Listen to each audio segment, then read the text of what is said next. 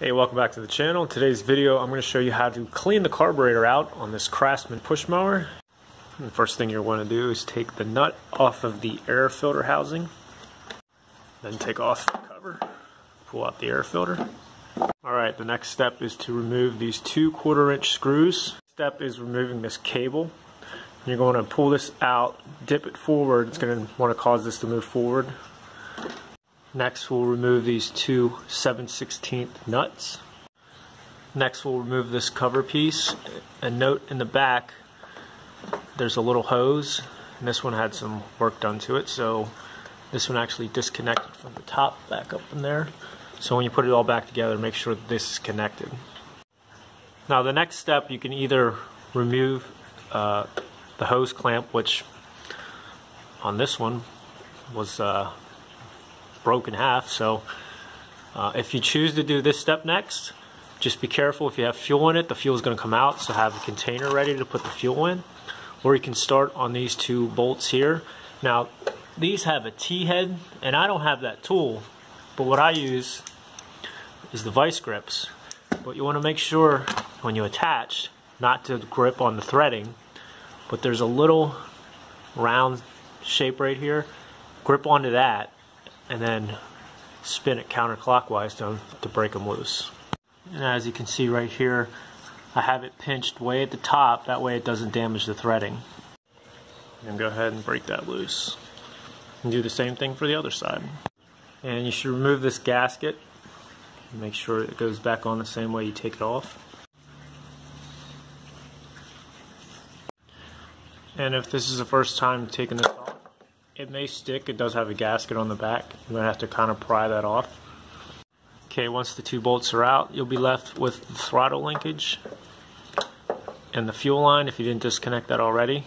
If it had fuel in it, or you ran it dry, whichever, it's a good idea to have a rag down here just in case, because there will probably be some leftover fuel from the bottom of the carburetor or some from the fuel tank. I'm going to drain this into a pan now. It's kind of hard to do with one hand, so I'm going to do that and then we'll come back to the carburetor. Next we'll disconnect the linkage. We'll just spin it over a couple times, get the way we need to pop this link out. Okay, there's probably a little fuel in there, so we'll just turn it over. The screw at the bottom is a fuel release, but it's easier to just take it off and disconnect it from the machine itself rather than trying to get a pan under there and drain it. First step on the carburetor dismantling is taking this metal clip off here. So with the flathead screwdriver, just get in there and pry it open. And do the same thing on the other side. And take the bottom and top off. And on this side, there's 5 different ports that you're going to squirt out with a carburetor cleaner. Gasket off from the bottom. And then the floats on the inside and your needle jet. And you need to pry this out again with a flat screwdriver to get the float bowl out. So very carefully get in there and pry up on both sides, and then the float bowl will come out. And pull the jet out very carefully.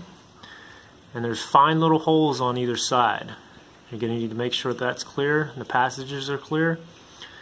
Make sure you can see through them when you're done. And blow out this side.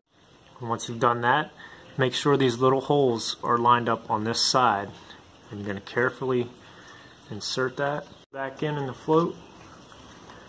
Drop your needle back in the hole. And then you need to press down on both sides until you hear it click. Okay. Goes back on the same way.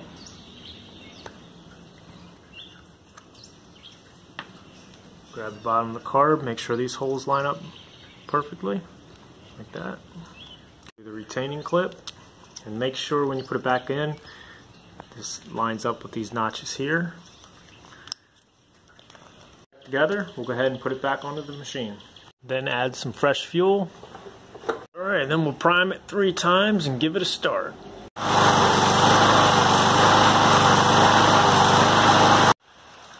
Alright, thanks for watching the video. Hopefully this was helpful. See you next time from Neighborhood Go-To Guy.